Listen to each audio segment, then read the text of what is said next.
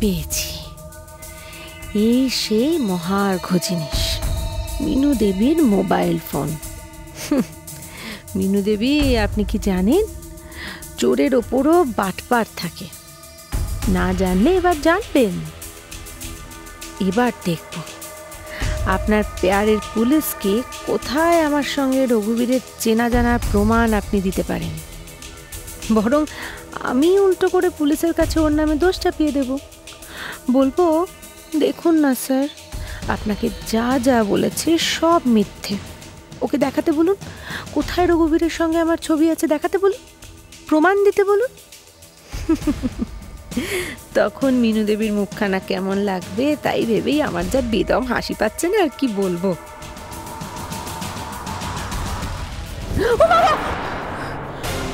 কি ব্যাপার হঠাৎ এখন এ ঘরে? কি কি এত রাত্রে আমার ঘরে? কি ব্যাপার?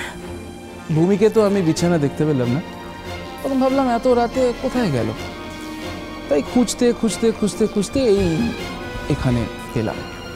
তবে ভূমি এখানে এখন কি করতে এসছে এক্স্যাক্টলি সেটা অবশ্য আমি জানি না, সেটা ভূমি জানে আর ওই বলবে।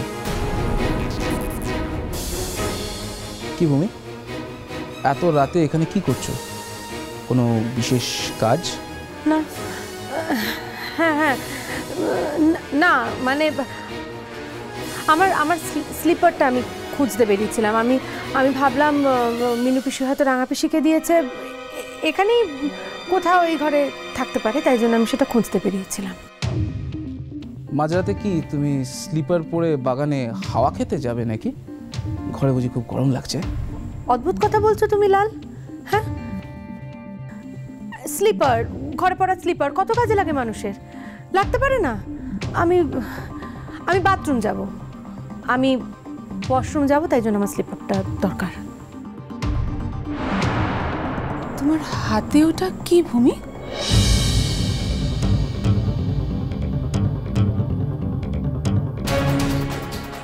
আমার মোবাইল।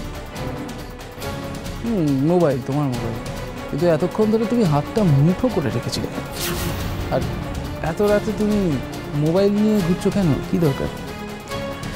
কি সব অদ্ভুত প্রশ্ন করছো লাল। মোবাইল হাতে রাখাটা এখন প্রত্যেক মানুষের অভ্যেস, আমারও অভ্যেস, অভ্যেসের বশে নিয়ে বেরিয়ে পড়েছি। এক মিনিট, আমার মোবাইল ফোনটা ওখানে ছিল? অদ্ভুত, আমার ফোনটা কোথায় গেল? নেই তো এখানে। কি আশ্চর্য কথা, আমার হাতে তো আমার ফোন, আপনার ফোন কোথায় আমি সেটা জানবো কি করে? আমি জাস্ট আমার হাওয়াই স্লিপারটা খুঁজতে এসেছিলাম এ ঘরে। আবার কথা, এই রাত্রিবেলা তুমি আমার ঘরে একটা স্লিপার খুঁজতে চলে এলে, মানে এতক্ষণ তোমার একবারও কথাটা মনে পড়েনি, তাই বলতে চাইছো? মিনু পিসি, কেন তুমি কেন একটা কথা বুঝতে পারছো না যে তোমরা সবাই মিলে, বাড়ির লোকরা মিলে ভূমির নামে অভিযোগ করেছো পুলিশ স্টেশনে, তো সেই জন্য বেচারি একটু ডিস্টার্বড আছে। অদ্ভুত, অদ্ভুত তো। অভিযোগ তো শুধুমাত্র করলে হয় না, সেটাকে তো প্রমাণ করতে হয়। এনিওয়ে, আমার স্লিপার যখন এই ঘরে নেই, আমি আর এই ঘরে থাকবো না, আমার ঘুম পেয়েছে, আমি চলে যাবো। লাল চলো, তুমিও এসো। দাঁড়াও এক মিনিট, এদিকে এসো। শুনতে পাচ্ছ না? শুনলে তো, মিনু পিসির মোবাইল হারিয়ে গেছে, তো সেটা শুনেও তুমি কি করে চলে যাচ্ছ এখান থেকে? দাঁড়াও, মোবাইলটা খুঁজে দেবে না? আশ্চর্য তো, ওনার ফোন উনি কোথায় রেখেছেন আমি কি করে জানবো? উনি বেটার বলতে পারবেন। তা তো বটেই, উনি বেটার বলতে পারবেন, তবু আমি না হয় একবার খুঁজে দেখি। না লাল, আমার স্পষ্ট মনে আছে, আমি ঘুমোতে যাওয়ার আগে মোবাইলটা চার্জে বসিয়ে আমি ওই টেবিলেই রেখে গিয়েছিলাম, অথচ দেখো চার্জারটা পড়ে আছে আর মোবাইলটা নেই। আমি কি ব্যাগে ভুল করে রেখেছিলাম? দেখবো একবার নাকি? তা তো দেখবেই, ডেফিনেটলি দেখবে, কিন্তু তুমি দেখার আগে আমি একটু খুঁজে দেখি।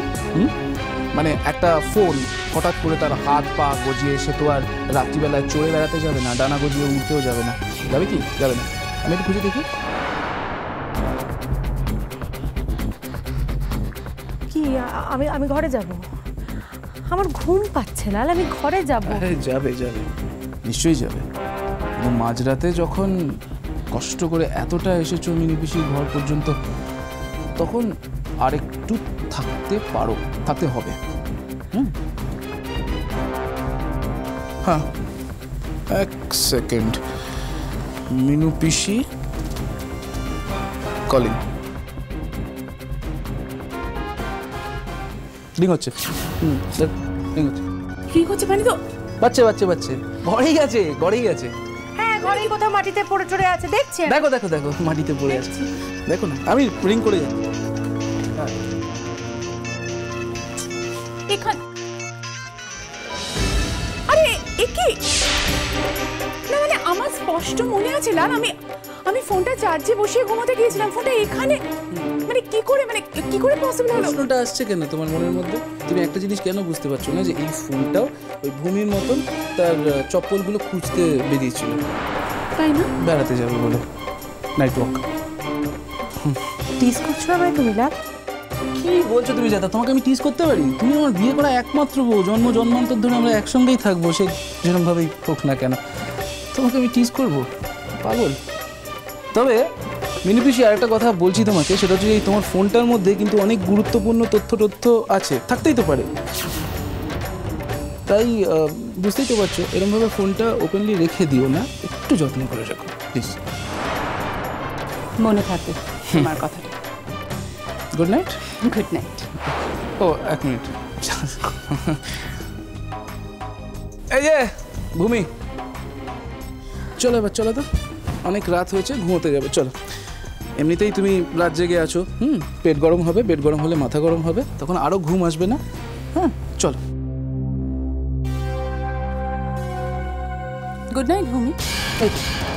গুড নাইট বলে দিয়েছে, তাকিয়ে আছো কি? চলো চলো চলো চলো।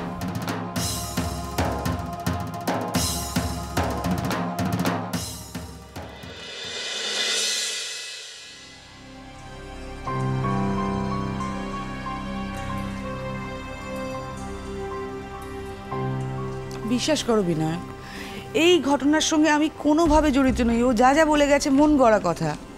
হ্যাঁ, আমি একটা সময় ভুল করেছিলাম, তাই বলে সারা জীবন ভুল করে যাব? এতটা বোকাও নিশ্চয়ই আমি নই।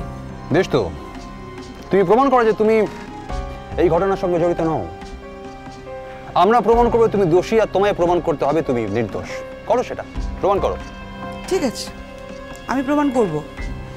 আমাকে সেই সুযোগটুকু দাও।